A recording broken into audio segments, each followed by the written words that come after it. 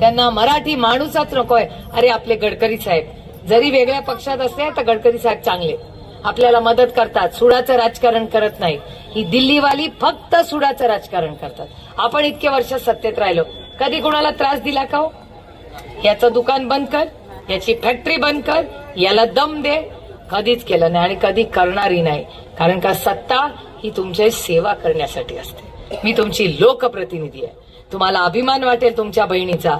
तुमची बहीण तिथे माझा सगळा सोयरा मार्क देत नाही, तिथे भारतीय जनता पक्षाचं सत्ता आहे. पण तुमची ही बहीण पार्लमेंट मध्ये देशात 1 नंबरला येते, 1 नंबरला.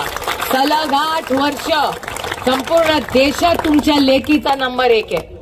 मी मत कशावर मागते? मेरिटवर. मी कॉपी करून पास नाही होणार, मेहनत करके पास होंगी. माझं काम बघा, माझा संपर्क बघा.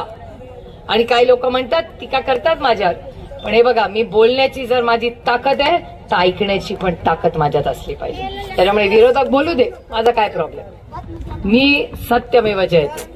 सुप्रिया सुळेची सबसे बडी ताकद मेरी ईमानदारी आहे. मी म्हणत नाही, भारतीय जनता पक्ष म्हणते. काय तर माझ्या पण मागे लागली असते आतापर्यंत. बरोबर आहे की नाही? माझ्या मागे का नाही लागत? तर मला नडत पण नाही. कारण का मी 2 पैशाचा कुणाचा चहा पित नाही ना 2 पैशाचा कुणाला पाजत. मी तुमची सेवा करण्यासाठी इथे आले. तुम्हाला प्रॉब्लेम आहे, तुमची बहीण तुमच्यासाठी आहे. कधी रात्री मध्यरात्री हाक मारा. आणि खरं तर मी कशाला तुम्हाला लागते? बापूजी आहे ना. बापूजींचा आशीर्वाद जेवढा तुम्हाला आहे ना तेवढाच मला पण आहे.